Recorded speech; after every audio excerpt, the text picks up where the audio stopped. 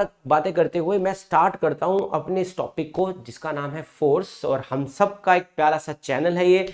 और तुम वीडियो के उस पार हो, मैं बस मतलब आई थिंक कैमरे के उस पार हो और मैं कैमरे के इस पार हूं, बस यही फर्क है हमारे बीच में। अदरवाइज हम सब की जो एनर्जीज हैं वो सारी सारी की सारी मैच कर रही हैं, ठीक है। तो सुनो मेरी बात बड़े ध्यान से, क्या कि फोर्स है ना, क्या बोला मैंने, फोर्स बोला। So what do you mean by force? Force का मतलब क्या होता है, क्या होता है फोर्स का मतलब, ठीक है। तो फोर्स है क्या? अभी तक हमने, देखो मैं बहुत बेसिक से स्टार्ट करने वाला हूं। अभी तक हमने क्या पढ़ा फोर्स के बारे में, क्या पढ़ा? 8 क्लास के अंदर भी आप यार फोर्स पढ़ के आए हो, ठीक है। तो अभी तक हमने 8 क्लास के अंदर फोर्स क्या पढ़ा? हमने पढ़ा कि अ पुश और पुल is known as force। समझ में आया? मतलब यहां तो किसी को थप्पड़ मारना, अरे अरे सर आपने कैसी कैसी बातें कर दी, यहां तक इसका टटाक करके थप्पड़ मारना या फिर थप्पड़ खाना मम्मी से, तो ये दोनों क्या है? ये दोनों है फोर्स, ठीक है। नहीं मतलब किसी बॉक्स को पुश करना। अगर मैं किसी गाड़ी को धक्का दे रहा हूं, गाड़ी में पेट्रोल खत्म हो गया है ना, तो गाड़ी को धक्का दे रहा हूं तो मैं कर रहा हूं, पुश कर रहा हूं ना, ठीक नहीं। या फिर अगर मान लो कि एक क्रेन एक गाड़ी को खींच के लेके जा रही है, भाई एक क्रेन भी तो होती है ना। अब आप जब आप नॉन पार्किंग जोन में गाड़ी को खड़ी कर दोगे, जहां पे गाड़ी नहीं खड़े होने की इजाजत, तो वहां पे गाड़ी आती है, वो कार को उठाती है और वो टो करती है, टो वैन बोलते हैं जिसको, और वो उसको उठा के ले जाती है ना। तो वो क्या कर रही है? उसको पुल कर रही है। और हम अगर गाड़ी पे धक्का लगा रहे तो हम क्या कर रहे हैं? पुश कर रहे हैं। तो कभी भी किसी भी पुश और पुल को आप होता हुआ देखो तो आप बोल देना भाई साहब यहां पे तो क्या लग रहा है? फोर्स लग रहा है। समझ में आया? तो अभी तक तो हमने बेसिक सी डेफिनेशन पढ़ी। आज हम इस क्लास में एक फोर्स की एक नई डेफिनेशन को क्रिएट करने जाएंगे, है ना, और थोड़ी सी और लॉजिकल, है ना। और आपको वैसे ही पता है कि इंट्रोडक्शन की क्लास है तो मजा तो आने वाला है ना। तो चलो स्टार्ट करते। अब मैं बोलूं अगर आपको कि भाई धीरे धीरे स्टार्ट करेंगे ना, बनाएंगे, अभी उसको समझना मेरी बात को, क्या कि इफेक्ट ऑफ फोर्सेस होते क्या हैं। अगर मैं बोलूं इफेक्ट ऑफ फोर्सेस, जैसे आप अभी अपनी किचन में जाते हो तो कुछ चीज़ें आपके पास होती हैं तो आप उसमें से मैगी बना लेते हो, है ना। या फिर आप सोचते हो चलो यार आज ना हम कोई भी एक्सेट्रा वाइसेट्रा पुलाव बनाते हैं, तो आप पहले इंग्रेडिएंट्स इकट्ठे करते हो। उसी तरीके से हम इस डेफिनेशन को बनाने के लिए इंग्रेडिएंट्स इकट्ठे कर रहे हैं। तो सबसे पहले अब हमने फोर्स जब भी पढ़ा तो हमने समझा कि पुश और पुल को ही हम क्या बोलते हैं? फोर्स बोलते हैं, ठीक है नहीं। इफेक्ट ऑफ फोर्सेस होते क्या? अब हम करते हैं, अगर ये फोर्स लग भी रही है, एक पुश भी हो रहा है, ठीक है ना, एक पुश भी हो रहा है और एक पुल भी हो रहा है, तो जब पुश हो रहा है या पुल हो रहा है उसको तो मैं फोर्स बोलता हूं। ये पुश और पुल करता क्या है? देखो भाई सबसे पहले ये पुश करता क्या है? ये करता है इट कैन, ठीक है, make a moving body stop. या फिर आप ये बोल सकते हो it can stop a moving body, stop a moving body, stop a moving body. तो सबसे पहला काम क्या कर रहा है कि ये एक किसी भी मूविंग बॉडी को स्टॉप कर सकता है ना। जैसे फॉर एग्जांपल तुम्हारा दोस्त आ रहा है और तुम उसके आगे खड़े हो जाओ, ऐसे करके, ऐसे करके खड़े हो जाते हो ना, कई बार तुम दोस्त को रोकते हो, तो तुम क्या कर रहे हो? तुम ऐसे करके आगे खड़े हो रहे हो ताकि तुम्हारी फोर्स उसके ऊपर लग जाए, है ना। वो जो सामने से आ रहा है तुम उसको ऐसे करके रोक लो। आया बात समझ में? नहीं आया? सो द थिंग इज कि it can stop a moving body, है ना। जैसे फॉर एग्जांपल सामने ट्रक आ रहा है, ट्रक आ रहा है, यहां से गाड़ी आ रही है, गाड़ी आ रही है, गाड़ी आ रही है, भूम करके भूम करके दोनों ने टकराया। जब दोनों टकरा गए तो भाई साहब क्या होगा? तो यहां पे जो गाड़ी होगी ये स्टॉप नहीं हो जाएगी। तो it can stop a moving body. समझ में आया? दूसरा क्या है? दूसरा क्या है? इट कैन चिंटूस, it can start a moving body, start, sorry, body, ठीक है। या it can move a body at rest. It can, देखो भाई, देखो देखो देखो देखो, डिंग डिंग डिंग डिंग डिंग डिंग डिंग डिंग डिंग डिंग, it can, it can move a body at rest. भाई साहब, ओ भाई साहब, कितना हो गया? यहां तो ये बॉडी जो भी कोई भी रेस्ट पे है उसको मूव करवाने का दम रखती है फोर्स, है ना। मतलब मान लो कि भाई जैसे गाड़ी थी, खराब हो गई, अब मुझे गाड़ी को पेट्रोल पंप तक लेके जाना है, तो गाड़ी तो क्या है, रेस्ट पे, स्टेशनरी है। अब मैं क्या करूंगा, पीछे से फोर्स लगाऊंगा, बोलो भाई धक्का मार धक्का मार धक्का मार धक्का मार धक्का मार। अब वो धक्का मारते मारते उसको पेट्रोल पंप तक लेके जा रहे हैं, तो हम क्या कर रहे हैं, हम यहाँ पे असलियत में फोर्स का एक प्रैक्टिकल कर रहे हैं। समझ रहे हो आप क्या, कि हम उस बॉडी जो रेस्ट पर है उसको हम मूव करवाने की कोशिश कर रहे हैं। समझ में आया। अब नेक्स्ट पे आते हैं, कह रहा है कि it can increase the speed of moving body. समझ में आया क्या, ठीक है जी। तो ये किसी भी मूविंग बॉडी की स्पीड को इंक्रीज कर सकती है। मान लो यहां से गाड़ी जा रही है ऐसे करके, सुनो मेरी बात, यहां से गाड़ी जा रही है ऐसे करके और पीछे से ट्रक आ रहा है, ऐसे करके गाड़ी जा रही है, पीछे ट्रक आ रहा है, ऐसे करके भूम करके उसको मार दे, तो भाई वो गाड़ी उड़ के आगे नहीं चली जाएगी, मतलब उसकी स्पीड एकदम से इंक्रीज नहीं हो जाएगी, उड़ेगी नहीं यार, मतलब उसकी स्पीड इंक्रीज नहीं हो जाएगी।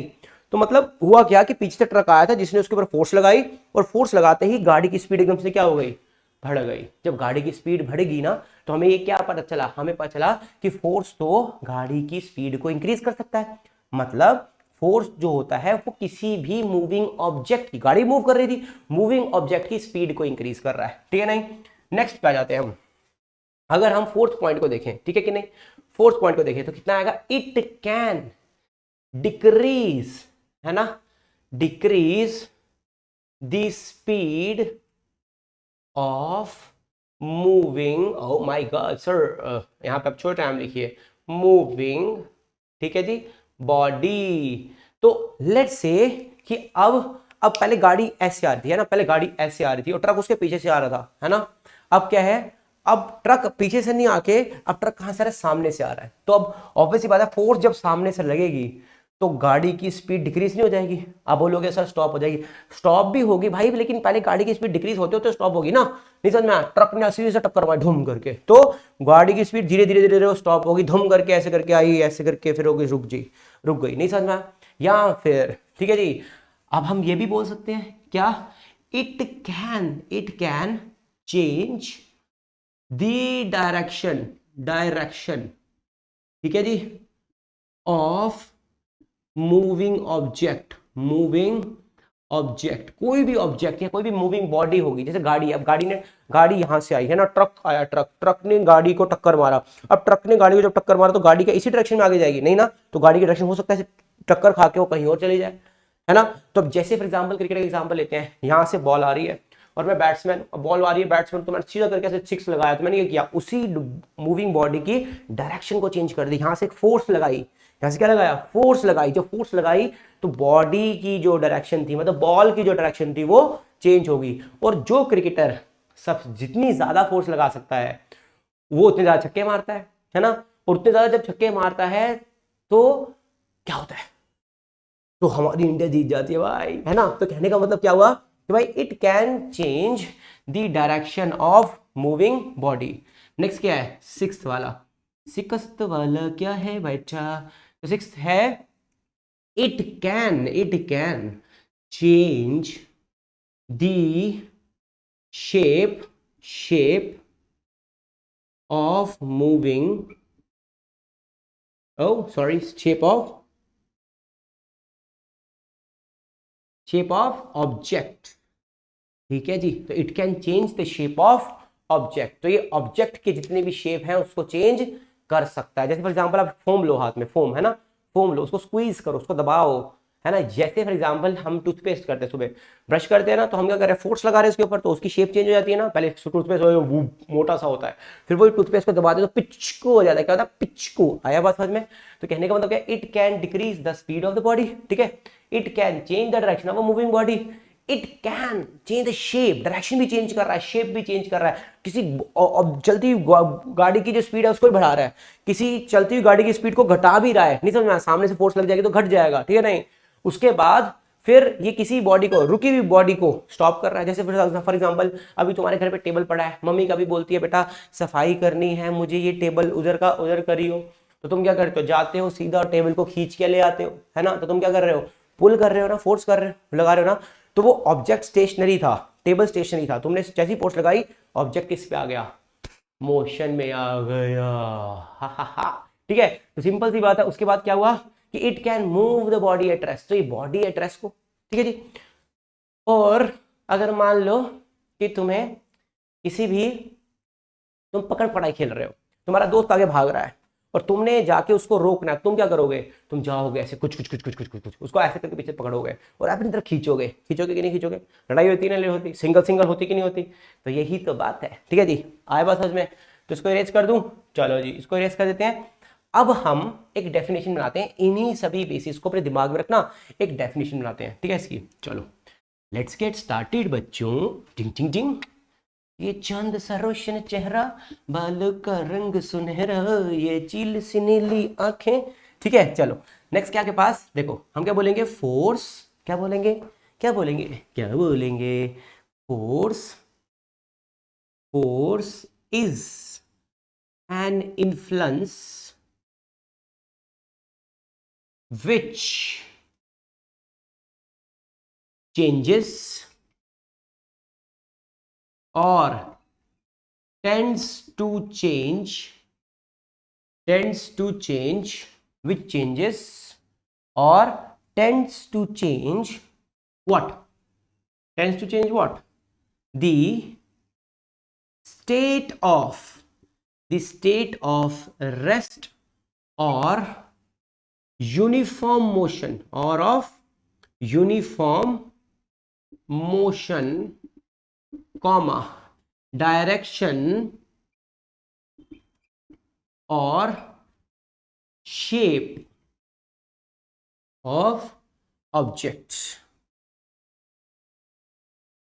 ठीक है जी, समझ में आया। तो कहने का मतलब क्या हुआ, फोर्स एक ऐसा प्रभाव है, इन्फ्लुएंस क्या बोलेंगे, प्रभाव। अब यार मेरी हिंदी बहुत वीक है, ठीक है नहीं, क्योंकि बहुत साल पहले 10th क्लास तक हिंदी पढ़ी, उसको पढ़ी नहीं, ठीक है नहीं, तो ठीक है, तो कहने का मतलब क्या है, force is an influence, force एक ऐसा प्रभाव है, प्रभाव समझ रहे हो, मतलब समझो प्रभाव का, विच चेंजेस और टेंड्स टू चेंज, मतलब मान लेते हैं बॉक्स है हमारे पास, अभी हमने क्या पढ़ा, ठीक है नहीं, इस बॉक्स को हिलाने का दम ये आदमी रखता है या नहीं रखता। जब मान लो चिंटू है, कोई चिंटू, ये अपना प्यारा सा चुन्नू सा क्या है चिंटू, ये इसका फोर्स लगा रहा है ऐसे करके, क्या नहीं, यार आज तो अपन इसको काट डालेगा, ठीक है, तो ये चिंटू इसके ऊपर क्या लगा रहा है, फोर्स लगा रहा है, ठीक है। तो फोर्स एक ऐसा प्रभाव है जो कि चेंज कर सकता है क्या, स्टेट ऑफ रेस्ट को, मतलब अगर ये रेस्ट पे है तो इसको मूव करवा सकता है, मतलब चेंज कर सकता है स्टेट ऑफ रेस्ट को, या फिर अगर ये मूव कर रहा है पहले से ही, अगर ये पहले से ही क्या कर रहा है, मोशन में, पहले से ही मोशन में था, तो चिंटू कर रहा है अपन उसको रोक देगा, अपन उसको रोक देगा, नहीं समझ में आया। तो मतलब यहां तो वो इसको, अगर ये रेस्ट पे होगा तो उसको चेंज करवाएगा, मतलब मूव करवाएगा, या फिर अगर पहले से ही मोशन में होगा तो उसको रेस्ट पे लेकर आएगा, है ना। फोर्स क्या कर रहा है, चेंज कर रहा है स्टेट ऑफ रेस्ट और यूनिफॉर्म मोशन को, है कि नहीं। या फिर ऐसे भी तो कर सकता है कि चिंटू सामने से ऑब्जेक्ट आ रहा है तो उसको ऐसे करके थप्पड़ लगाए, खिच करके, मान लो चिंटू सुपरमैन है, चिंटू थप्पड़ लगा रहा है कि नहीं, क्योंकि उस थप्पड़ में क्या हुआ, सुपरमैन के थप्पड़, मतलब सुपरमैन ने थप्पड़ लगाया, ठीक है, ठचाक करके, तो उसके पास फोर्स भी ज्यादा होगी, है ना। तो उसने क्या किया, उसके डायरेक्शन को चेंज कर दिया, उसने डायरेक्शन को चेंज किया, ऐसे आ रहा था ऑब्जेक्ट, करके ऐसे चला गया, तो मतलब उसने डायरेक्शन को चेंज कर दिया। या फिर अगर चिंटू सुपरमैन है, चिंटू क्या करेगा, चिंटू करके फोर्स लगाएगा, और जब करके फोर्स लगाएगा तो इस बॉडी का, इस ऑब्जेक्ट का शेप चेंज हो जाएगा कि नहीं हो जाएगा, आया समझ में। तो क्या हुआ कि मतलब मान लो चिंटू सुपरमैन नहीं भी होगा तो भी हो सकता है कि ऑब्जेक्ट थोड़ा छोटा हो, है ना। तो आप बोलोगे सर हमें तो सुपरमैन बनना पड़ेगा, नहीं मेरे बच्चों, नहीं, तुम अपने आप में सुपरमैन हो, बस तुम अपने ज्ञान के द्वार खोल लो बच्चों, ठीक है। तो देखो मेरी बात समझ में आया कि यहाँ पे क्या हुआ, यहाँ पे ऑब्जेक्ट, मान लो ऑब्जेक्ट छोटा है, तो हो सकता है ना, आपने कभी देखा होगा कि लेट्स से कि लैरी व्हील्स है, लैरी व्हील्स अगर आप यूट्यूब पे देखते हो तो लैरी व्हील्स को फॉलो करते हो, तो वो बॉडी बिल्डर है, तो क्या कर रहा है, वो रॉड लेता है सीधा ऐसे करके और अपने सिर पे रखता है, ऐसे करके मोड़ देता है कि नहीं। तो उसने उसकी शेप को चेंज कर दिया ना, पहले शेप क्या थी, बिल्कुल स्ट्रेट थी, है ना, और उसने भी रॉड को रखा और अपने मोड़ दिया ना उसको, तो चिंटू ने हो सकता है ये रॉड हो, ये बॉक्स ना हो, रॉड हो। अब चिंटू ऐसे करके हाथ में पकड़ रहा है, ऐसे करके मोड़ रहा है कि नहीं।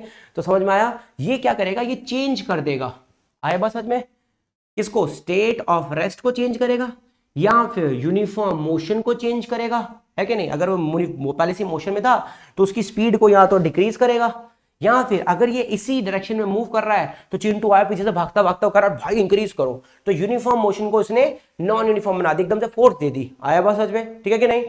अच्छा, और डायरेक्शन को चेंज किया, है ना। डायरेक्शन मतलब आया कोई बॉल ऐसे आ रही होगी, जैसे फॉर एग्जांपल ऐसे बोलते हैं ना कि सामने से कोई आप पे कोई चीज फेंकता है, आपने फोर्स लगाई ऐसे करके, अब ऐसे करते हो, ऐसे करते नहीं करते हो, तो आप कर क्या रहे हो, आप असलियत में कोई बॉडी आ रही है उसकी डायरेक्शन को चेंज कर रहे हो फोर्स लगा के, समझ में आया। और उसी के साथ साथ शेप ऑफ द ऑब्जेक्ट को भी आप चेंज कर सकते हो। बहुत ही सिंपल है, इसको नोट डाउन कर लो जरा जल्दी से, ठीक है। ठीक है जी, चलो आगे आते हैं अब हम, ठीक है। इसके अंदर हमने एक और कंडीशन डाली थी, क्या, टेंड्स टू चेंज, मतलब मान लो चिंटू चेंज नहीं कर पाया लेकिन कोशिश तो कर रहा है ना भाई, कोशिश करने पर भी उसको फोर्स ही बोलेंगे, चिंटू फोर्स लगा रहा है। अगर मान लो तुम बोलोगे सर अगर डायरेक्शन चेंज नहीं हुई तो चिंटू मतलब फोर्स नहीं लगा रहा, चिंटू तभी फोर्स लगा रहा है, चिंटू एक एफर्ट डाल रहा है उसके ऊपर। वो बात अलग है कि बॉडी का मोशन इतना तेज है या बॉडी अपने मोशन में बहुत ज्यादा रिजिड है, रिजिड समझ रहे हो, कि वो अपना पाथ ही चेंज नहीं करना चाहती। जैसे ट्रेन आया, ट्रेन है ना, समझ में आया। अब ट्रेन के सामने कोई चिंटू खड़ा हो जाए ऐसे करके ऐसे करके ऐसे करके, है कि नहीं, तो हो सकता है अब ट्रेन ने चिंटू पर फोर्स लगाई तो चिंटू ने भी ट्रेन के ऊपर फोर्स लगाई होगी। वो बात अलग है कि ट्रेन अपने आप में इतनी बड़ी है कि ट्रेन ने चिंटू की फोर्स को कुछ समझा नहीं और वो अपने पाथ पे सीधे चली गई, तो डायरेक्शन चेंज नहीं कर पाया चिंटू। मेरी बात समझ में आ रही है। तो टेंड्स टू चेंज मतलब या तो चेंज कर दे या तो चेंज करने क्या करे, कोशिश करे, ठीक है कि नहीं। जब चेंज करेगा या फिर चेंज करने की कोशिश करेगा तो तब भी चिंटू की फोर्स मानी जाएगी। समझ में आया नहीं आया। अभी बॉक्स इतना बड़ा है, चिंटू फोर्स लगा रहा है, लेकिन ये बॉक्स का साइज इतना बड़े होने के कारण ये आगे मूव नहीं कर रहा है ना। इस बॉक्स को लेट से 50 रुपए की फोर्स चाहिए। अब रुपए क्यों बोल रहा हूं, चलो ठीक है, तो मान तुम सुन लो, फोर्स की यूनिट जैसे मास यूनिट केजी होती है ना, फोर्स यूनिट न्यूटन होती है। अभी बताऊंगा अभी न्यूटन कैसे आया, ठीक है कि नहीं। मोस्ट प्रोबेबली नेक्स्ट वीडियो में इसको डिस्कस करेंगे, ठीक है। अभी आज हम क्या कर रहे हैं, आज हम इसकी इंट्रोडक्शन ले रहे हैं, है ना, इसको समझ रहे हैं ढंग से। तो ये 50 न्यूटन की जो फोर्स है इसको चलाने में, मतलब इसको मूव करने में लगती है। ये इस बॉक्स बहुत बड़ा है, ठीक है। अब चिंटू ने इसके अंदर 2 न्यूटन की फोर्स लगाई। चिंटू कितने लगा रहा है, 2 न्यूटन की फोर्स लगा रहा है ऐसे करके, ठीक है कि नहीं। चिंटू के द्वारा जो फोर्स लगाई जा रही है वो कौन सी है, 2 न्यूटन। समझ में आया, ठीक है कि समझ में आया क्या, ठीक है जी। तो कहने का मतलब क्या हुआ कि चिंटू के द्वारा जो फोर्स लगाई जा रही है वो 2 न्यूटन की है। ये 50 न्यूटन की फोर्स में चिंटू का भी तो शेयर होगा ना। मतलब अगर मान लो कि मैं 48 न्यूटन की एक्स्ट्रा फोर्स लगा दूं, 50 न्यूटन चाहिए इसको मूव कराने के लिए, चिंटू सिर्फ 2 न्यूटन लगा पा रहा है, 48 न्यूटन की फोर्स एक्स्ट्रा लगा दूं तो ये बॉक्स मूव कर जाएगा ना। तो आपको मेरी बात समझ में आ रही है कि चिंटू अगर बॉक्स नहीं मूव कर रहा तो चिंटू की फोर्स वो पता है कोई रिजल्ट प्रोड्यूस नहीं कर पा रही, लेकिन चिंटू फोर्स लगा तो रहा है ना। तो फोर्स क्या कर रहा है, टेंड्स टू चेंज, मतलब चेंज करने की कोशिश कर रहा है। आया बात समझ में। स्टेट ऑफ रेस्ट को, या फिर अगर ये यूनिफॉर्म मोशन, ये आराम से ट्रैवल कर रहा है, देखो एक ऑब्जेक्ट की, अगर ये ऑब्जेक्ट ना रेस्ट पे है तो भी फोर्स लगाऊंगा तो ये मोशन में आ जाएगा, लेकिन अगर पहले से मोशन में है ना, आराम से कांस्टेंट वेलोसिटी जा रहा है, कांस्टेंट वेलोसिटी से जा रहा है, मेरी बात समझना, धीरे धीरे मूव कर रहा है और मैं पीछे से आगे धक्का दे तो ये और तेज मूव करना स्टार्ट कर देगा। नहीं समझ में आया, मतलब आराम से जा रहा है, ट्रेन ऐसे जा रही है, ऐसे जा रही है, जैसे गाड़ी जा रही है 50 किलोमीटर पर आवर पे, आराम से जा रही है, पीछे से आया चिंटू ने बोला टच करके भाई एक अपनी गाड़ी ठोक दी, तो ये 50 किलोमीटर पर आवर जा रही है तो 60 किलोमीटर पर आवर हो जाएगी, 70 किलोमीटर पर आवर हो जाएगी। तो यूनिफॉर्म मोशन जो 50 किलोमीटर पर आवर का था, जिससे जो हर घंटे में 50 किलोमीटर ट्रैवल कर रहा था, उसको तोड़ दिया ना इसने, तो मतलब उसे टेंड किया। नहीं समझ में आया, या तो वो चेंज कर दिया या फिर टेंड्स टू चेंज है। नहीं समझ में आया, तो मतलब यूनिफॉर्म मोशन को भी चेंज करने की कोशिश कर सकता है।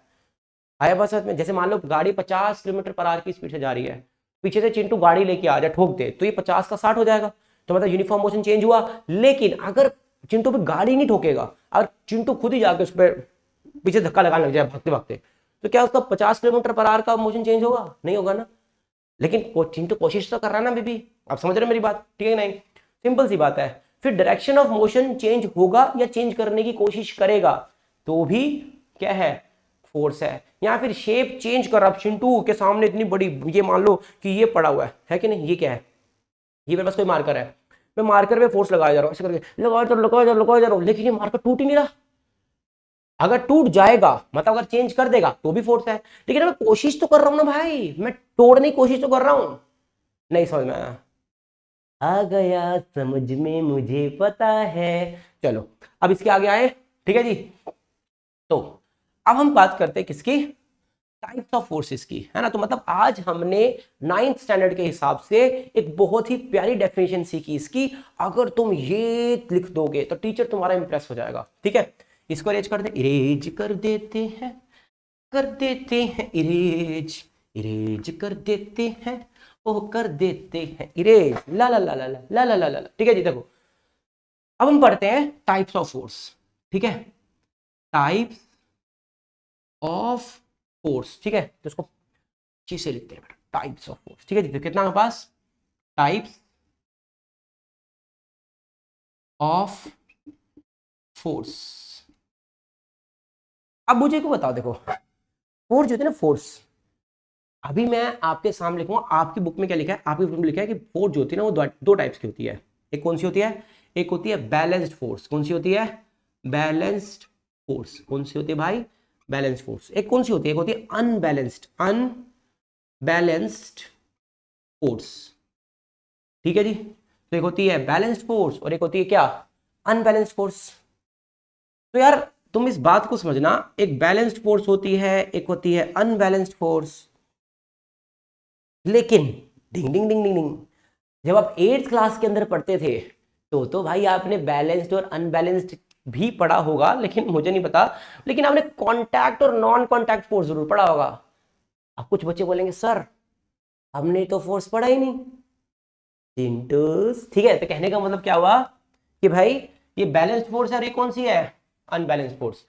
देखो अब होता क्या है कि हम जब फोर्स को क्लासिफाई करते हैं, ठीक है जी, जब हम फोर्स को क्लासिफाई करते हैं किसके बेसिस पे, on the basis of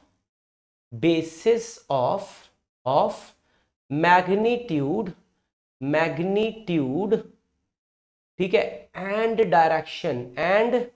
direction, तो हम बोलते हैं कि जो फोर्सेस होती हैं वो दो तरीके की होती है, एक होती है बैलेंस्ड फोर्स और एक कौन सी होती है, अनबैलेंस्ड फोर्स, है ना। एक कौन सी होती है, बैलेंस्ड फोर्स, एक कौन सी होती है, अनबैलेंस्ड फोर्स। अगर मैं बोलूंगा on the basis of origin, on the basis of origin, आप बोलोगे सर क्या बकवास करे जा रहे हो आप, हमें तो यही पढ़ना है। हाँ यही पढ़ेंगे, चिंता मत करो। तो मैं आपको बस एक कंफ्यूजन क्लियर कर रहा हूं, क्योंकि बहुत सारी टाइप्स ऑफ फोर्सेस होती हैं, तो हम ना बहुत ज्यादा यू कैन से कि कंफ्यूज हो जाते हैं कि हम किसको कैसे पढ़ें। देखो on the type of origin ना दो तरीके की फोर्स होती हैं, कौन कौन सी, एक होती है कॉन्टैक्ट फोर्स, कॉन्टैक्ट फोर्स, इसको हम यहां से हटा के बड़ा बड़ा लिख लेते हैं, है ना, क्या लिख लेते हैं, बड़ा बड़ा सुंदर सुंदर सा लिख देते हैं। कहने का मतलब क्या आया कि भाई एक होती है कॉन्टैक्ट फोर्स, कॉन्टैक्ट फोर्स, और एक कौन सी होती है, non contact force, non contact force.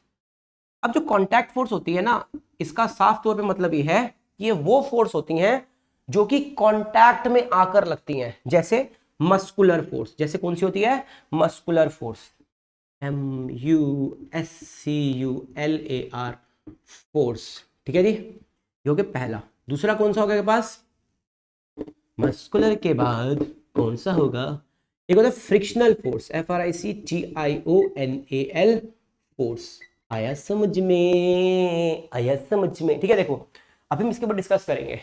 और एक कौन सी होती है, एक होती है कौन सी, पहला होता है gravitational force, GRAVITATIONAL, gravitational force, चिंग चिंग चिंग।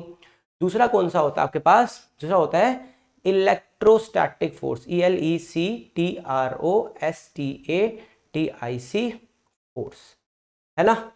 तीसरा कौन सा होता है, मैग्नेटिक फोर्स, कौन सी होती है, मैग्नेटिक फोर्स, ठीक है। ये क्लासिफिकेशन यहां बता रहा हूं, आपको ये बताऊंगा कि क्या कितना इंपॉर्टेंट है ये सब पढ़ना, ठीक है कि नहीं। अब देखो बैलेंस्ड और अनबैलेंस्ड फोर्स अभी हम बात करते हैं। जब आप कॉन्टैक्ट और नॉन कॉन्टैक्ट फोर्स पढ़ते हो ना, तो ये फोर्स वो होती हैं जो कि किसी कॉन्टैक्ट में आने पे लगते हैं, जैसे मस्कुलर फोर्स, आप में दोस्त से लड़ाई होगी, सिंगल होगी भाई तुम्हारी, ठीक है नहीं, तुमने उसकी गर्दन पकड़ लिया ऐसे करके, ठीक है, गर्दन पकड़ के तुमने पटाख करके चाटा लगाया, ठीक है, तो what is this, you applied your muscles on his cheek, नहीं समझ में आया, तुमने अपने हाथ का बल, बल का प्रयोग किया, बल मतलब मसल, मसल से ही तो बल आता है, मस्कुलर फोर्स लगाई तुमने उसके गाल पे, तो क्या होगा, मस्कुलर फोर्स।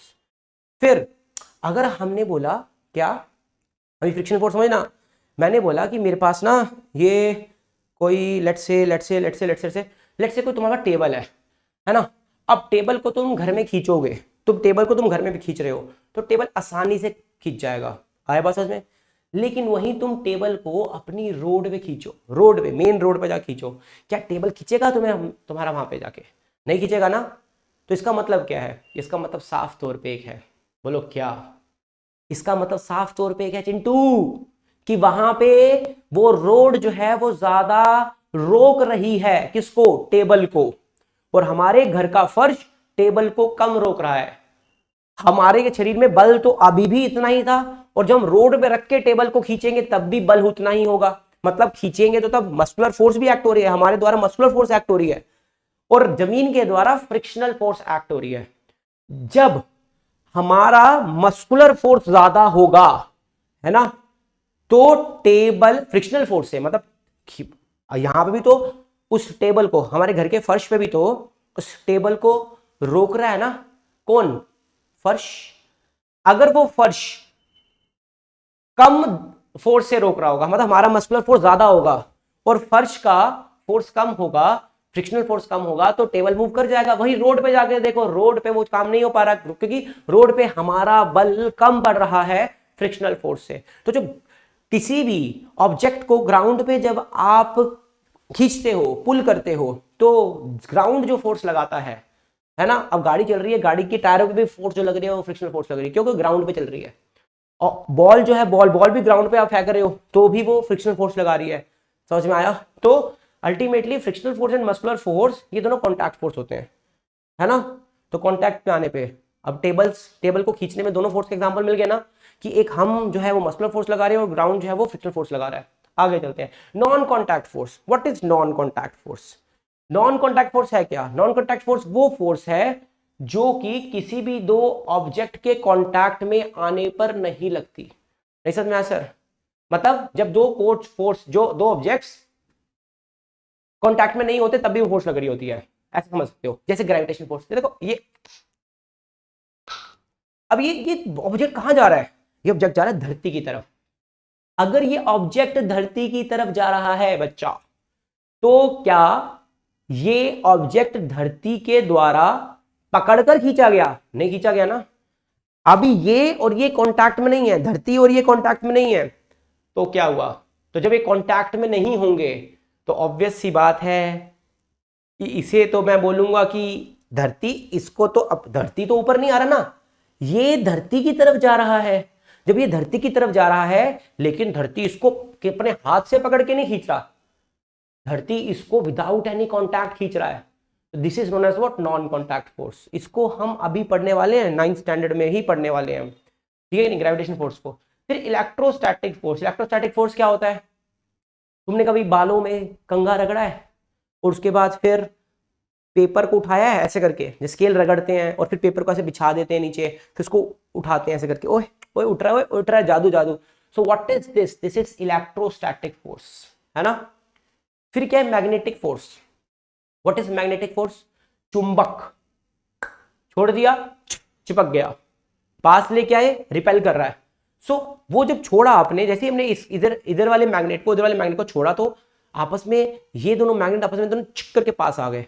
क्या इसने अपने हाथ से पकड़ा ऐसे करके, बेटा तू इधर आ, या इसने अपने हाथ से पकड़ा इधर से इधर आ, नहीं ना, दोनों ने without any contact, without any touch, ये दोनों आपस में दूसरी की तरफ आए। What is this, this is magnetic force. तो मतलब ये अलग तरीके से क्लासिफिकेशन है, आपको आज के बाद मुझे नहीं लगता कोई दिक्कत आएगी, है ना। ये क्या था, फ्रिक्शनल फोर्स, है ना जी। तो on the base of origin ये हम आगे आगे डिस्कस करते रहेंगे, लेकिन फिलहाल के लिए अभी हमारे पास टॉपिक क्या है, balanced force and unbalanced force, ठीक है जी। तो मैं इसको इरेज कर रहा हूं, ठीक है। चलो अब बैलेंस्ड फोर्स का एग्जांपल लेते हैं और अनबैलेंस्ड फोर्स का एग्जांपल लेते हैं।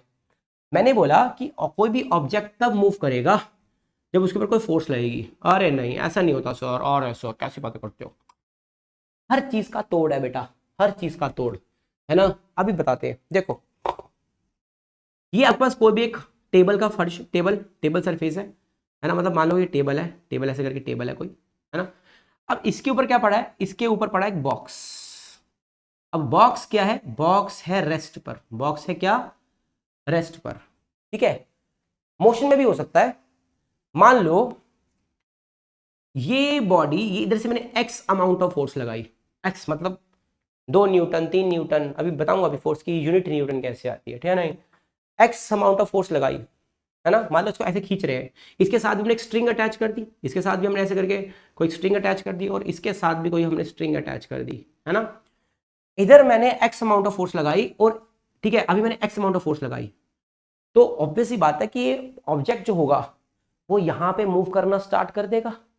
और आप बोलोगे सर तब करेगा जब फ्रिक्शनल फोर्स से ज्यादा फोर्स लगेगी इधर, है ना। जो कि ग्राउंड भी तो रोकेगा ना उसको, ग्राउंड रोकेगा। देखो ग्राउंड के साथ वो इंटरलॉकिंग होती है, इंटरलॉकिंग समझ रहे हो, ऐसे करके इंटरलॉकिंग होती है। तो हाँ ये बात सच है। तो मान लेते हैं कि हमने ज्यादा ही फोर्स लगाई फिलहाल के लिए, तो ऑब्जेक्ट इस तरफ मूव करेगा, और वाई से ऑब्जेक्ट कहां मूव करेगा, इस तरफ मूव करेगा ना, समझ में आया। अगर मान लो इधर इधर इधर मैंने वाई फोर्स अभी नहीं लगाई, सिर्फ इधर लगा रहा हूं, तो ऑब्जेक्ट लेफ्ट की तरफ मूव करेगा। अगर मान लो मैंने एक्स फोर्स नहीं लगाई, सिर्फ इधर लगाई, तो वाई इधर मूव करेगा, है ना। मान लो कि अगर मैं दोनों तरफ फोर्स लगाता हूं, ठीक है, इधर एक्स लगाता हूं इधर वाई लगाता हूं, तो आप बोलोगे सर ऑब्जेक्ट, ठीक है, will move in a direction where force is greater, force is greater. बोलोगे कि अगर जिस ऑब्जेक्ट वहां मूव करेगा जिस डायरेक्शन में फोर्स ज्यादा होगी, मतलब अगर ऑब्जेक्ट पर वाई डायरेक्शन में ज्यादा फोर्स लग रही है, मतलब इस डायरेक्शन में, राइट की डायरेक्शन में वाई फोर्स ज्यादा है एक्स से, मतलब अगर वाई एक्स से ज्यादा होगी तो वाई की तरफ मूव करेगा, है ना। यस और नो। तो मूवमेंट क्या होगी, मूवमेंट होगी वाई की तरफ। आया बात समझ में नहीं आया।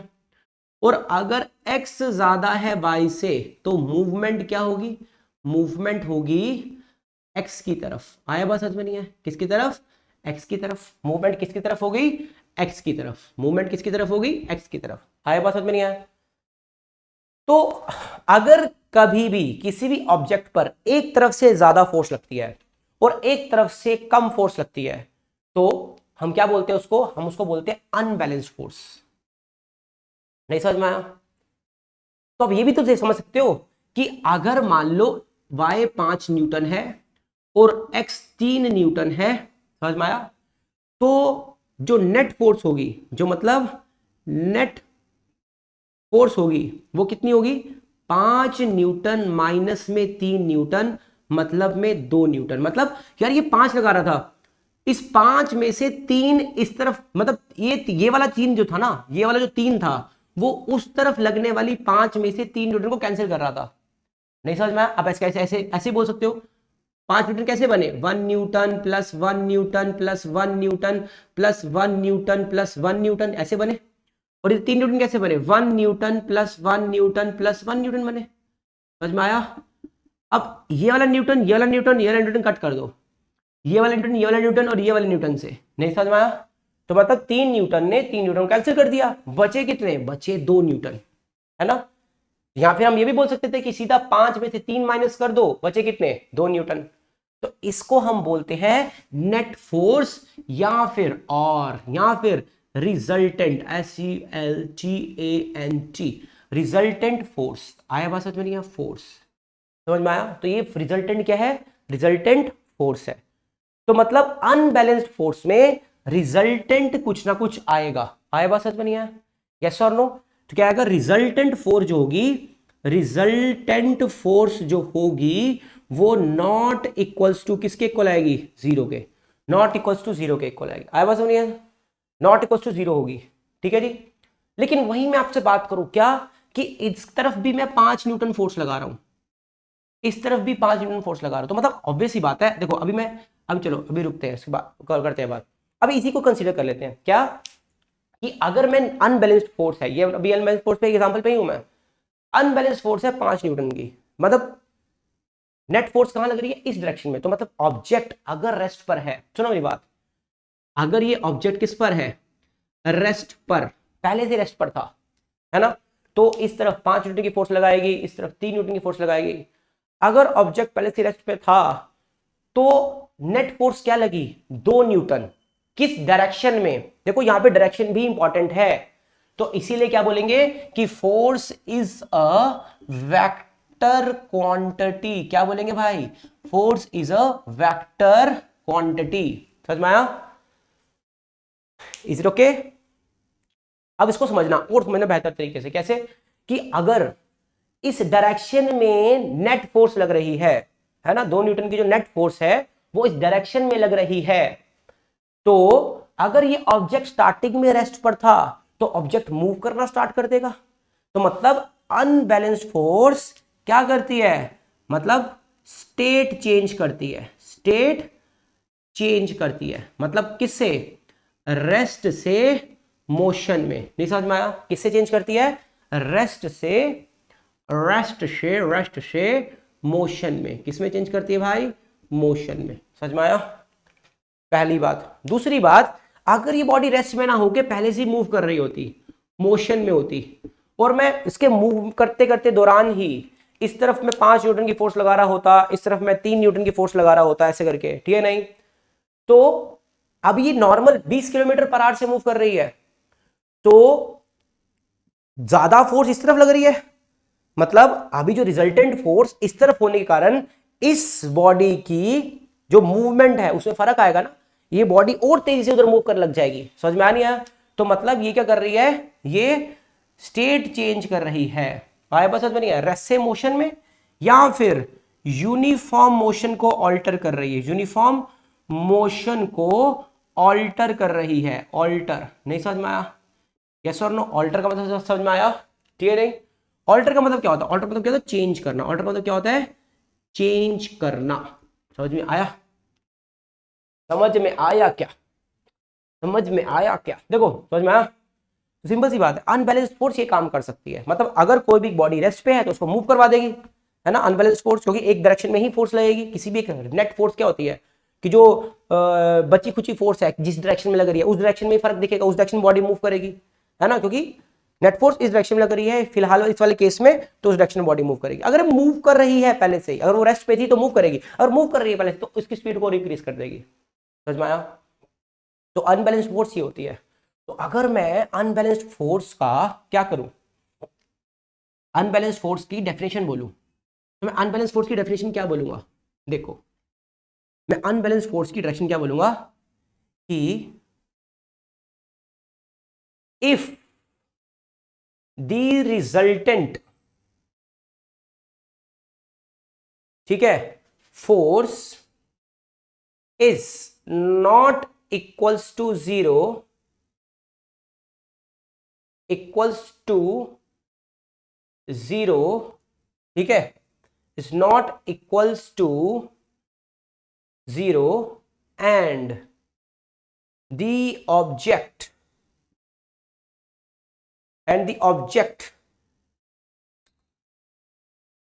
ठीक है, नॉट इक्वल्स टू जीरो, बनाते हैं इसको, ठीक है कि नहीं, if the resultant force is not equals to zero then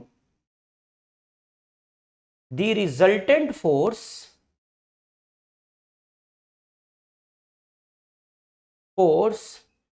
will cause change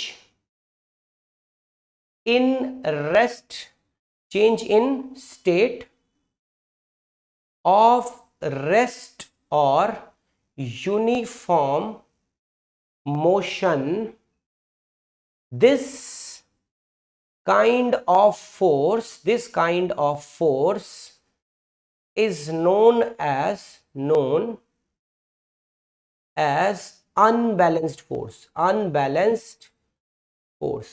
समझ में आया, ठीक है जी, इज इट ओके? तो मतलब यहां पे अगर रिजल्टेंट जीरो के इक्वल नहीं होगा, नॉट इक्वल टू जीरो, है ना, जो रिजल्टेंट फोर्स होगी वो क्या करेगी, वो चेंज करेगी स्टेट ऑफ रेस्ट और स्टेट और यूनिफॉर्म मोशन को। तो इस काइंड ऑफ फोर्स को हम क्या बोलेंगे, अनबैलेंस्ड फोर्स बोलेंगे, सिंपल। ठीक है, अब आ जाते हैं दूसरे वाले डेफिनेशन पे। क्या बैलेंस फोर्स क्या होती है, what is balance force? Balance force एक चीज है बच्चों, देखो मैंने बोला ये वही एग्जांपल है सेम, यहां पे बॉक्स पड़ा था हमारे पास, अब इस तरफ एक्स फोर्स लग रही थी, इस तरफ वाई फोर्स लग रही थी। अगर एक्स जो है वो वाई के बराबर हो जाता तो क्या स्टेट ऑफ रेस्ट चेंज होता? अगर ये बॉडी रेस्ट पर होती तो क्या स्टेट ऑफ रेस्ट चेंज होता? नहीं होता ना। तो मतलब ऑब्जेक्ट बॉडी मूव ही नहीं करता, मतलब यहां भी 5 न्यूटन और यहां भी 5 न्यूटन, दोनों side same amount of force, तो बॉडी रेस्ट पर ही रहती, कोई मूवमेंट कोई चेंज नहीं होता। वहीं अगर हम बात करेंगे क्या कि अगर यहां पे ये बॉडी मोशन में होती, मोशन में होती तो अभी भी ये यूनिफॉर्म मोशन यूनिफॉर्म ही रहता। मतलब अगर ये बॉडी रेस्ट पर होती, इधर से भी 5 न्यूटन की फोर्स लगा, इधर से 5 न्यूटन की फोर्स लगाता, इधर से भी 5 न्यूटन की फोर्स, इधर से भी 5 न्यूटन की फोर्स, दोनों साइड से सेम अमाउंट ऑफ फोर्स, तो ये बॉडी क्या करेगी, ये बॉडी अपनी स्टेट ऑफ रेस्ट को चेंज नहीं करेगी बच्चों, समझ में आया? और at the very same time अगर ये बॉडी मोशन में होती, है ना, ये बॉडी मोशन में होती तो इधर से भी और इधर से भी क्या करता, सेम अमाउंट ऑफ फोर्स लगाता, ठीक है नहीं? तो ये बॉडी के यूनिफॉर्म मोशन में कोई चेंज नहीं आता, आए बस समझ में? तो इस बॉडी के यूनिफॉर्म मोशन में कोई चेंज नहीं आएगा क्योंकि इसको फर्क ही नहीं पड़ेगा। नेट फोर्स क्या है, रिजल्टेंट फोर्स क्या है, जीरो, है ना। रिजल्टेंट फोर्स क्या है, रिजल्टेंट फोर्स क्या होगी, रिजल्टेंट फोर्स अगर मैं यहां से रिजल्टेंट फोर्स निकालूं, मतलब रिजल्टेंट फोर्स निकालूं या फिर नेट फोर्स भी बोल सकते हैं इसको, वो किसके बराबर आती, 5 माइनस में 5 के बराबर आती बच्चों। ये कितना आती, 0 न्यूटन आती, समझ में आया? मतलब 5 न्यूटन माइनस में 5 न्यूटन, ये कितना आता, 0। आपको पता है ना कि हम राइट वाली डायरेक्शन क्या लेते हैं, पॉजिटिव, तो इसलिए मैंने इसको पॉजिटिव लिया। लेफ्ट वाली डायरेक्शन क्या लेते हैं हम, नेगेटिव, तो क्या होता है, नेगेटिव, समझ में आया? तो इधर कितना आ जाएगा, 0। इजी टोके, चलो इसको हम इरेजिया दें, इरेजिया, चलो इरेजिया देते हैं, ठीक है।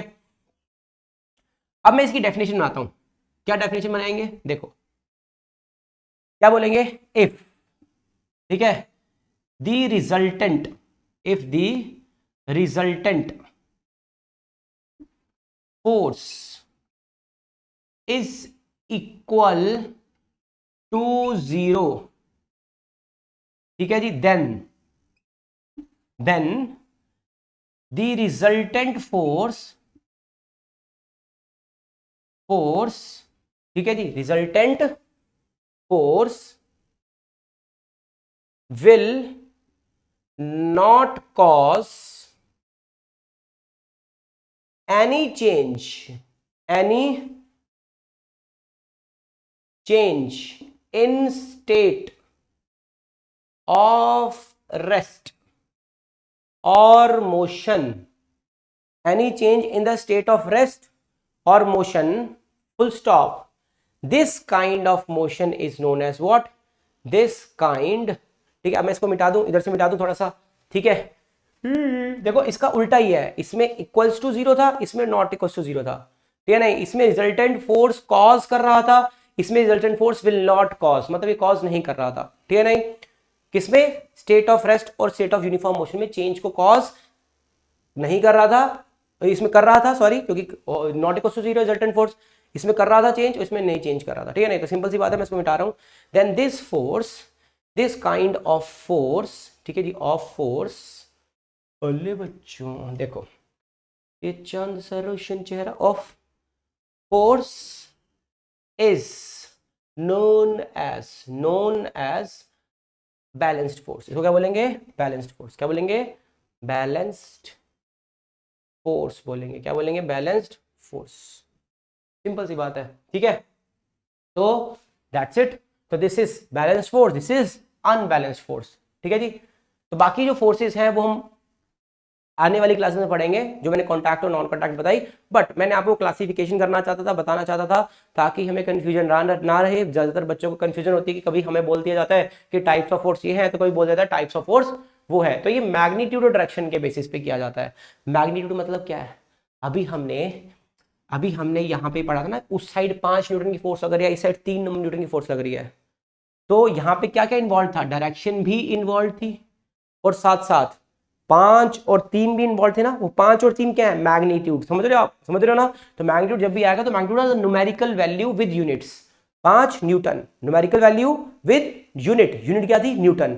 तो इधर 3 newton numerical value with unit is known as what, magnitude. और डायरेक्शन थी ना कि इस तरफ जा रहा है, इस तरफ जा रहा है, तभी जो ये फोर्स है वो क्या है, वेक्टर क्वांटिटी, क्योंकि इसमें डायरेक्शन भी इन्वॉल्व है। समझ में आया। इसको मेरी एज कर दे, चलो भाई, ठीक है। अब इस इंट्रोडक्शन में आखिरी चीज पढ़ते हैं हम, क्या कि भाई